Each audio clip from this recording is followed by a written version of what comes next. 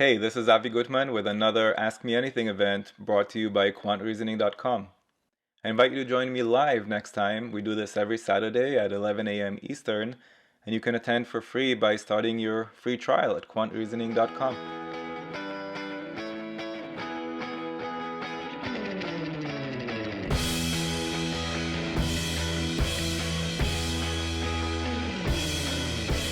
So I want to address the comments that I'm seeing there in the chat. First, Joe, can one read just the first and last sentence of each paragraph and get away with that? The answer is, in general, 80 to 90% of passages, yes. So it's not a bad strategy. It's a strategy that I've given students who were, for whom, let's say, RC was not a strength. And they were really struggling with RC and they were working really hard at it and still, the improvement wasn't coming. That's a strategy that I recommended to those students. You know what? You're probably going to lose some points in RC either way. At least with this strategy, you'll probably do better than any other strategy, right? So it's not a bad strategy at all. You just read the first and last sentence of each paragraph. If you're shooting for a very, very high score, that strategy on its own is not good enough because there will be passages where the GMAT will purposely shift things around a little bit in the passage to make that strategy fail on purpose because they know about that strategy. But in most passages, they're just going to let you succeed with that strategy, yes. Last week, we talked about how normally I would recommend starting to skip after a colon. See that colon that I just highlighted in green? Normally, my suggestion would be to skip from that colon. Why? Because a colon is used to launch into some kind of explanation or description or something detailed. So certainly if this was in the middle of a paragraph, I would have skipped it.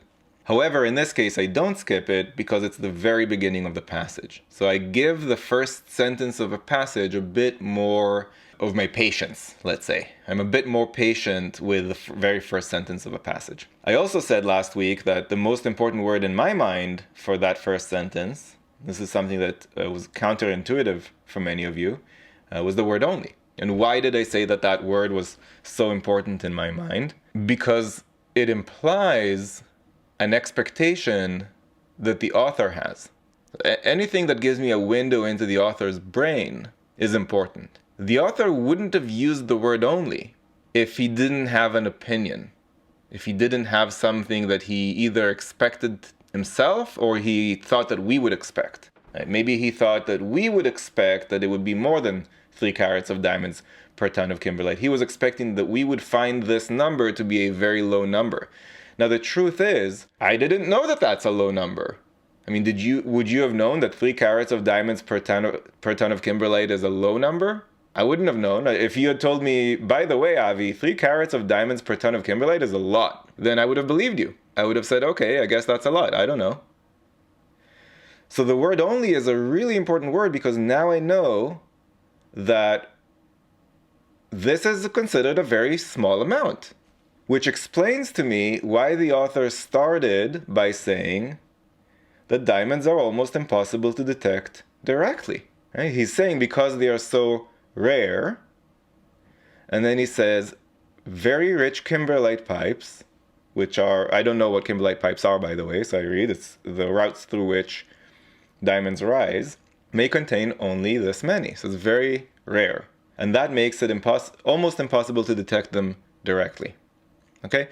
So the author is starting the passage by describing a problem, an issue. And what's the problem? Well, diamonds are almost impossible to detect directly, and here's why. Now, if I were to stop there and predict where is the author going to go with this passage, I would say, well, maybe he's going to offer a solution. Or maybe he's going to say, what have people managed to come up with, I guess, to find diamonds indirectly? Because if you can't detect them directly, then maybe there's an indirect way to detect them. I don't know, something like that. He's going to educate us on how to do this. So JD, if I'm understanding your comment correctly, you misinterpreted what was the thing that was rare, and I'm guessing that's because of this pronoun. They are so rare. But if you read this highlighted part and your takeaway from that was that kimberlite pipes are rare, also, I mean, that implies that you glanced up to this comma because you saw kimberlite pipes. But if that was your takeaway, then you did a terrible job. Like, I would say that the part that you did read, you probably read way too fast, and you weren't being thoughtful about it as you were reading it. I mean, it says diamonds are almost impossible to detect directly because diamonds, are so rare. In other words, if you read that part slowly and thoughtfully, I don't see how you can mistake the antecedent of the pronoun they. Yes, I skip most of the passage in a long passage. Yes. And yes, I think you should too. But I want to be very clear about this next sentence. The stuff that I do read, I read extremely slowly and thoughtfully. I pause a lot. I take the time to digest. I wonder why the author wrote it. I'm doing a hell of a lot of thinking on the stuff that I am reading. So it's what you did there, JD, I think is kind of neither here nor there. Like you kind of read it, but not really. You need to go big or go home. The stuff that you're reading, man, you got to read that like your life depends on it. And the stuff that you're not reading, don't read. But I think you were neither here nor there because on the one hand, you skipped the kimberlite pipes, but on the other hand, you didn't really skip it because you thought that the they was referring to kimberlite pipes, but it's not referring to kimberlite pipes. It's referring to diamonds. But the pronoun they wasn't even in the part that you skipped. It was in the part that you were supposedly reading properly, but you weren't reading it properly. How do I know you weren't reading it properly? Because I know, because it's clear. So this is a really important point. We're not skipping the whole passage. There are parts that we don't skip, and those parts that we don't skip, we must read like our life depends on it. And I don't think that you would have gotten that primary purpose question wrong had you given this first part the respect that it deserves. You have to read it very slowly and very thoughtfully. So I read that first sentence all the way to the period. So we're here. Although, admittedly, the ratio itself, I don't particularly care about. In other words, whether it's only 3 carats of diamond per ton of kimberlite or 30 carats of diamond per... The important thing is the word only, not the exact ratio, because I don't know anything about that ratio anyway. Then it looks like we're going into a geology lesson of some kind. And there's a reason why I didn't do my undergraduate degree in geology. And the reason is I don't care for it. I find it boring. So as I start reading the next sentence, I'm thinking, all right, guys, this is where I start skipping because they're losing me. Kimberlite begins as magma. All right, I'm already lost. So I skip. And I keep skipping. I mean, I'm glancing here and there at the first word or two of each sentence, but I'm basically skipping all the way to the end of the paragraph. So I skip that whole thing. And so, Joe, this is a case where I would not read the last sentence of the first paragraph. Second paragraph. In the 1970s, the process of locating profitable pipes, by the way, without going too much into the diamond industry, can you tell what the author means by profitable pipes, having read the first sentence of the first paragraph? Profitable pipes means pipes with lots of diamonds. I thought, okay, 3 carats, the ratio is 3 per 1 ton. Can we find this? I mean, what's the probability of finding this pipe? And once we do find a pipe, then we know that this ratio exists. But can we find the pipe are we successfully able to identify the pipe every time? Or are we just drilling and then we realize, well, there is no kimberlite pipe to begin with? So I'm thinking at least, maybe let's say I'm just throwing out probability, maybe it's a 50-50% chance. In para 2, when I read the word locating subtle differences, I thought, maybe what Parash said is true. Maybe there are other pipes which have a higher ratio, maybe 5:1. Or there is another interpretation that says, hey, the probability increases from 50% to maybe now I can locate kimberlite pipes by a probability of 75%. That to me sounds like locating pipes profitably, which is not the same thing as locating profitable pipes. Yeah, it's these kind of things that play out in the back of my mind, Avi, and I tend to panic because I don't know which interpretation, and then I lose. I kind of start panicking. Let's do a little bit of a sentence correction analysis here. So this is an adverb describing the verb locating. Yeah. This here is an adjective describing the noun pipes. What kind of pipes are we locating? Profitable pipes. Well, what makes a pipe, an individual pipe, a pipe that you've located, what makes it a profitable pipe versus an unprofitable pipe? The amount of diamonds in it. But you're describing something else. You're describing the statistical profitability of an entire process or something like that. Like that on average, our process will be more profitable in this manner, but that's not what the text is saying. And I think my advice to you, JD, if this is something that happens to you often, is whenever you're reading anything, it doesn't have to be GMAT stuff, it could be just reading a book, try to think deeply about each sentence, just for practice. And whenever you find multiple interpretations and you're not sure which one it is, dig deeper into that and see if you can figure it out. And every time you figure it out, either by yourself or even email me a screenshot and ask for my help, every time you figure it out, you'll get better. Okay, so in the 1970s, the process of locating profitable pipes was refined. Does everybody know the word refined? Like improved. So it was refined by... So how did they refine it? I'm really paying attention here because I think this is probably the purpose of the passage, right? We started by describing some kind of problem, and now we're finding out that in the 1970s, the process, which was not a very good process because of the problem that we started with, that process was refined in the 70s. So do I want to read how was it refined, in what manner was it refined? Yes, but to an extent. I mean, if it's going to launch into some kind of geochemistry lesson, then I'm going to start skipping.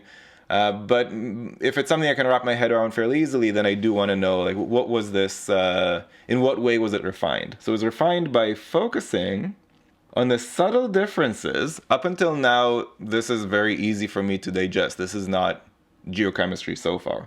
And it's focusing on the subtle differences between the chemical signatures of indicator minerals, and they're starting to lose me already, right? Chemical signatures of indicator minerals found in diamond-rich pipes, as opposed to, that's something that's definitely verbal reasoning, not topic specific, as opposed to those found in barren pipes. So there's subtle differences in chemical signatures between the rich pipes and the poor pipes. Profitable pipes and unprofitable pipes. Barren means, well, there's a lot of different meanings. In fertility, barren means infertile, right? Not able to reproduce. In the case of diamond pipes, I assume barren means no diamonds, or very few diamonds. Parash noticed, I don't know if you can see these little purple highlights that I'm putting there. He noticed these quotation marks around indicator minerals, and he says that when he notices that in reading comprehension, he pays attention to it, and he's asking me, is that right? Should one pay extra attention to quotation marks in I do that too, comprehension? Eric does that as well.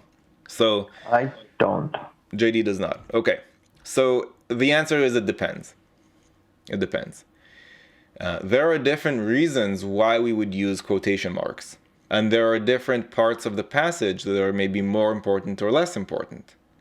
So for example, the colon. Remember the colon in the first sentence? Normally I wouldn't read past the colon, but here I did. Why? Because it's the first sentence.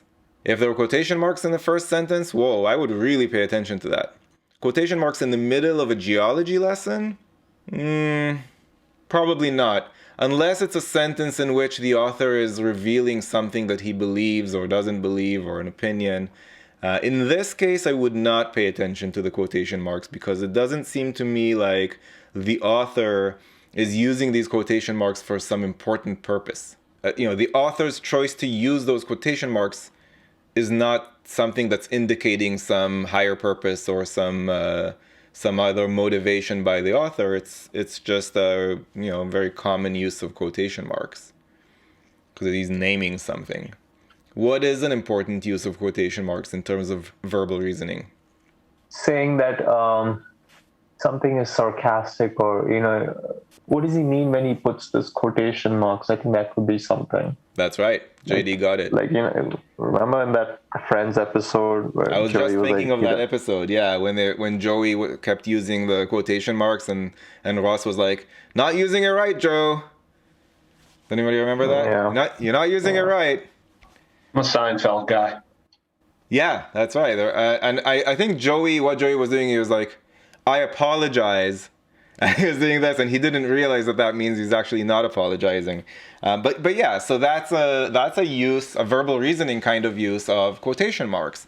Or maybe another use is when the author is quoting a claim made by some people, and now the author wants to dispute that claim, or right? So he'll say, these scientists claimed that, quote, so-and-so, end quote, and now the author is going to tell us why they're wrong.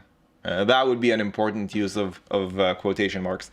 Here in this case, no, I wouldn't say that falls into that category. So the answer to your question, Parash, is it depends. It depends on the situation. Depends on where it is in the passage. Like, is it in the middle of a geology lesson, or is it in the middle of something that the author is sharing a window into his brain? And then also, in what manner is the author using the quotation marks? Those are the two questions to ask. Keeping reading. So, for example, comma, that's definitely a place to start skipping. So we read up to the for example, comma, and then we start skipping. But the next sentence starts with the geochemists John Gurney, which I find surprising because John Gurney to me seems like one name of one person. So why is it plural geochemists versus singular geochemist? Or likely it's just a typo. Geochemist John Gurney showed that, so there's some chemist, he showed that, what did he show? Garnets with this composition. So I have two problems here. First of all, I don't know what garnets is. Second of all, I don't know what this is referring to because I skipped the previous sentence. So is this a reason to panic and to go back and read the sentence that I skipped? Or is this a reason to say, oh, I should have kept skipping? The latter. It's always the latter. I should have kept skipping. Okay. So there was some chemist who showed something. That's all I got from that. Gurney also found that though ilmenites, I don't know the word ilmenite, so that just means I have to keep skipping. So he found two things, right? This geochemist showed something, and he also found something. There was a link useful for prospectors, colon. Now, this is interesting because in this passage, we had a colon in the very first sentence of the passage, and we had a colon in the very last, or second to last sentence of the passage. Actually, it's third to last. I just saw another period there. I'm going to say the following here for this particular colon. I can see arguments both for and against skipping past this colon. The reason why I would argue that maybe you should read it is because of the few words immediately in front of the colon. You see how I circled those words? It says, there was a link useful for prospectors. Why does that seem like a big deal to me? Well, because it seems like the whole passage is designed to teach us about how the process of finding diamonds has improved over time. And in the 70s, they figured out that focusing on subtle difference in chemical signatures could be helpful. And then we're talking about this geochemist, and then this geochemist found some link useful for prospectors. I kind of want to see, just because I'm curious, like, what is this link that's useful for prospectors? And it says, when the iron in ilmenite was highly oxidized, that source pipe rarely contained any diamonds. So he found some link between how oxidized is the ilmenite and how rarely the source pipe contained any diamonds. So that seems like an important link. He reasoned, this I'm definitely reading, even if I skipped past the colon, he reasoned that iron took on more or less oxygen in response to conditions in the kimberlitic magma itself. And from here to the end, I skip, because that looks like, again, some geology lesson that I don't understand. So I'm definitely skipping past the dash. And I definitely skip the example. And I definitely skip this. Again, I don't think it's a mistake to skip past this colon. I can see arguments going both ways. I think it's not a mistake to skip it, and it's not a mistake to read it. It's a kind of a gray area. But this idea that iron takes more or less oxygen in response to conditions in the kimberlitic magma, and therefore that's a useful link for prospectors, because when the iron in the ilmenite is highly oxidized, its source pipe rarely contains any diamonds. I don't really need to understand the chemistry of all of that. I just need to understand that there's some kind of correlation between how oxidized the ilmenite is. I don't know what ilmenite is, and I don't even know if I'm pronouncing it correctly, but it's going to be oxidized to a certain extent, and that extent is correlated with the amount of diamonds one can expect to find in the pipe. And that, I think, is something that maybe we could still do well on reading comprehension without getting that out of the passage, but it certainly won't hurt, I think, to get it. So I think you could go either way with that part. But we should be able to say at this point, whether we skip that last part or not, we should be able to say why the author wrote this passage. So let's all type in the chat, how would you articulate in your own words the author's reason for writing this thing? So I always find it very interesting to compare and contrast people's responses. Is it fair to say that, structurally speaking, all of this goes together as the detailed explanation of the manner in which the process was refined? How was it refined? It was refined by, boom, there's the whole thing. The whole thing kind of goes together to describe how it was refined. Right? It starts by saying focus on the subtle differences, but then it gives us an example and how this geochemist showed and then reasoned, and then there's a link, and that all serves to explain those subtle differences. Right? What are those subtle differences? Highly oxidized versus not highly oxidized, the ilmenite. That's the chemical signatures that they're talking about here. So the whole thing is just for the word by. Right? By what? By this whole thing. Blah, blah, blah, blah, blah. This is how the process was refined. Isn't that fair? You see, I think that if you were a geochemistry student in undergraduate and you were reading this and you got to here, so you're reading the second paragraph up to here, what would you say? You'd say, oh, tell me more. Tell me more. What are the chemical signatures? What are they? I know chemistry. I'm a geochemistry student. Don't leave me hanging. Dude, tell me, what are those chemical signatures? And why do those chemicals, in what way are those chemical signatures linked to the diamond richness of a pipe? And why are they linked? And that comes in here. Where was it? He reasoned that. Right? That's explaining why does that link exist? Why is it that the amount of diamond is somehow related to how oxidized the thing is? And the reason I say the thing is because I don't really know what I'm talking about at all, but I'm figuring out the purpose of the different parts of the text, and that's really my job. My job isn't to understand anything about geochemistry. My job is to understand how the different pieces of text fit together and who's serving whom. So what I figured out is all of this from after the word by, all of that is serving whom? Well, it's serving the word by. And there are some subservients, already, like this part is serving this, and this part is serving this, and this part is serving this, but ultimately they're all just serving the word by. So in terms of who's serving whom, you've got like 4 layers of who's serving who, right? So you've got the reasoning that Gurney provided is serving the link. The link is serving the subtle differences, and the subtle differences are serving the way that the process was refined. It's 4 layers. And that's really what verbal reasoning is. Right? I mean, this has nothing to do with geochemistry. Finding who's serving whom is verbal reasoning. And you could have that in geochemistry, you could have that in social sciences. As far as we can tell, the purpose of the passage is just to describe why were the 1970s important in the history of finding diamonds. That's what it looks like to me. So I hear what you're saying about the word profitable, but you'd have more signs than that if this was meant to be a business passage.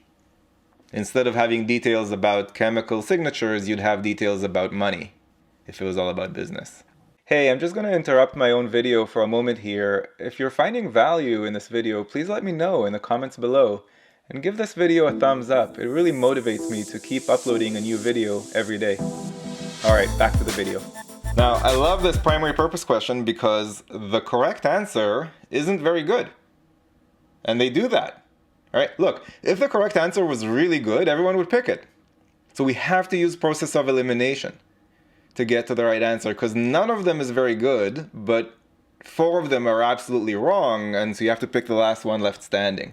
So with that, I'll give you a chance to try it, and let me know in the chat what you would pick. You're saying why you don't think B is right, because it's more focused than paragraph 1. I think that the reason that I didn't consider B is because I didn't read this at all. Having not read that at all, B didn't even attract me.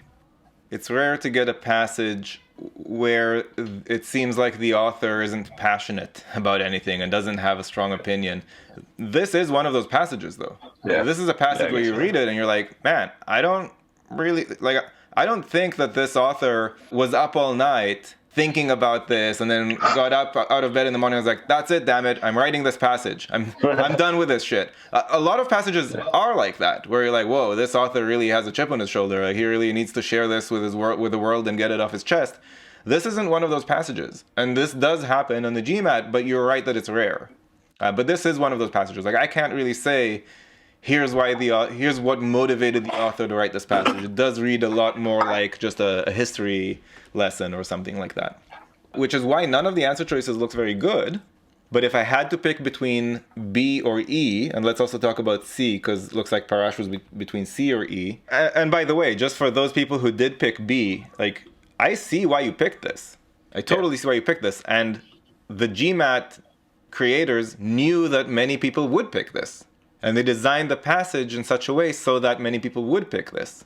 Because if you ask yourself, hey, did the passage mention anything about how diamonds are formed? The answer is yes. Did the passage mention anything about the diamonds being scarce and why they're scarce? Why it's hard to detect diamonds? Yeah, it did talk about that. But it wasn't the primary purpose of the passage. So people picking B are not paying enough attention to the word's primary purpose. If this were the primary purpose, then paragraph 2 wouldn't exist. And there's always a reason for each paragraph to exist. So if you're picking an answer choice for primary purpose that ignores one of the paragraphs, then you're definitely making a mistake. Every paragraph has a reason why it's there. And this answer choice doesn't capture that reason. Now, C claims that the author's primary purpose was to analyze the importance of kimberlite pipes in the formation of diamonds. Now look, is it true that there is some importance to kimberlite pipes? Are these an important element in the formation of diamonds? I don't know. I didn't read the details, so I don't know if they're important in the formation of diamonds or not. But I can see why a lot of people would take that out of the passage as like an important takeaway, but it's not the primary purpose. Yeah, I think JD has a point there. I think JD is saying, look, John Gurney did an analysis. Was that his name? John Gurney? He analyzed stuff, right? John Gurney analyzed the shit out of these pipes. Yeah, so it's not an analysis of the importance of kimberlite pipes. If anything, it's an analysis of how to find the right kimberlite pipes. So in other words, we know that kimberlites are important, but what the passage is really about is how to identify which ones have the diamonds in them.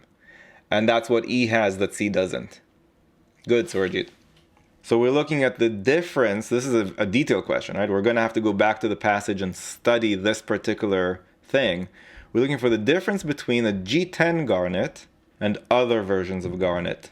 And we're going to see at least 4 differences. Why do I say that? Well, because of the word except.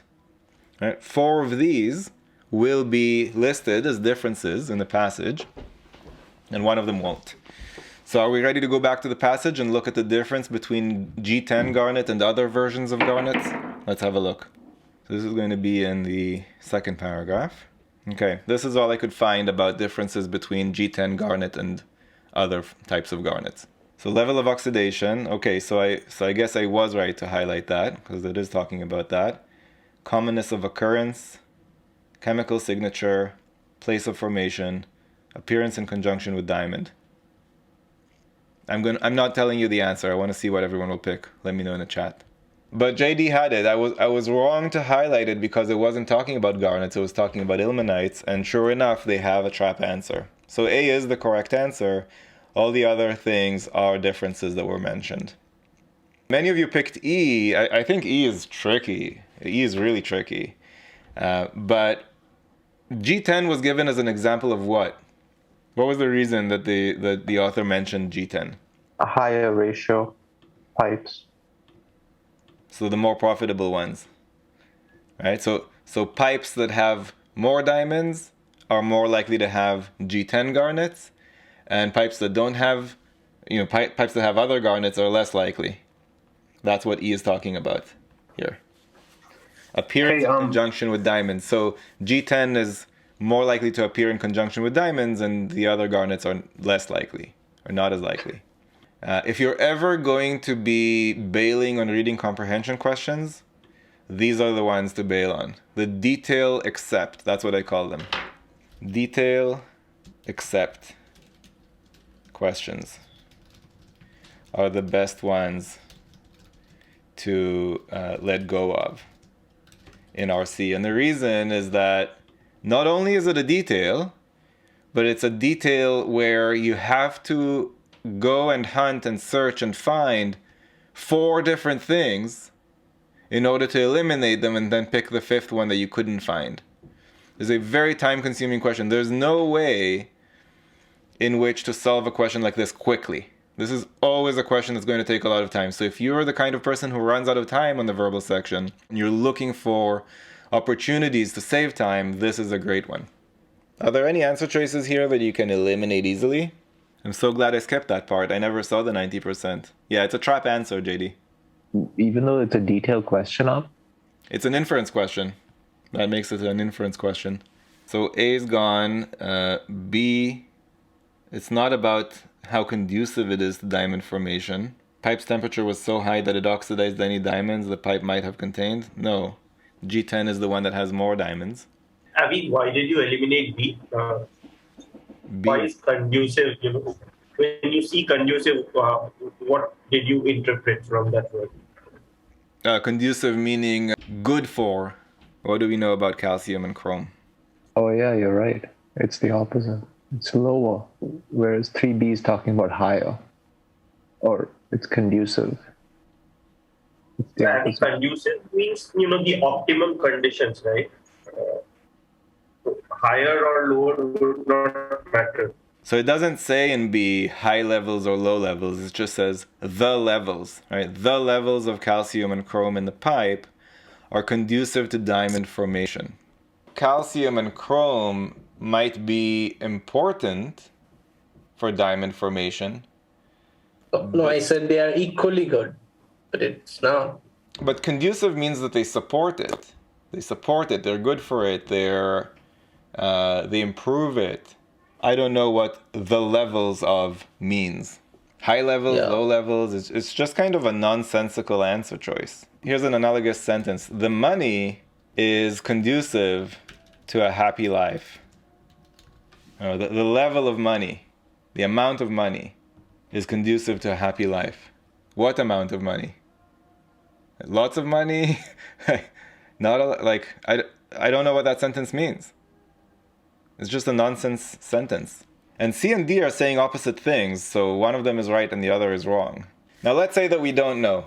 Let's say that we're stuck between C and D and we don't have time to go back to the passage and we have to guess. I gave a guessing strategy for inference questions last week. Anyone remember what that strategy was? Like if you had to guess between C and D using that guessing strategy, what would you guess? May contain, right? Much more likely to be the correct answer than something as extreme or as specific as any would not have. That's a much higher bar to prove. Do you see that? An answer choice that's saying that something may be true is much easier to prove than an answer choice saying any so-and-so would never have come from blah, blah, blah. That's a much stronger, much more extreme claim. So my criticism of what you did is that the subject of this thing that we highlighted is not ilmenites. It's not talking about the presence or absence of ilmenites. It's talking about the oxidization of the iron within the ilmenite. That's not exactly the same thing as presence or absence of ilmenites. This goes back to sentence correction again, right? The verb is was oxidized. The subject is not ilmenite, the subject is the iron, and then we have a prepositional phrase, in ilmenite. So now that we've looked at that, let's go back to question 4. What does low survival rate for diamonds mean? Is that similar to the absence of diamonds? Yes. Yeah. Yes. So C is correct.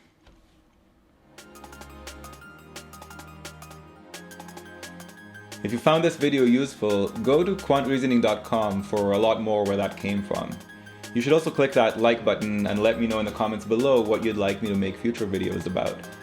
And of course, if you haven't yet subscribed, go ahead and do that and click that bell below so you get notified about future videos. See you next time.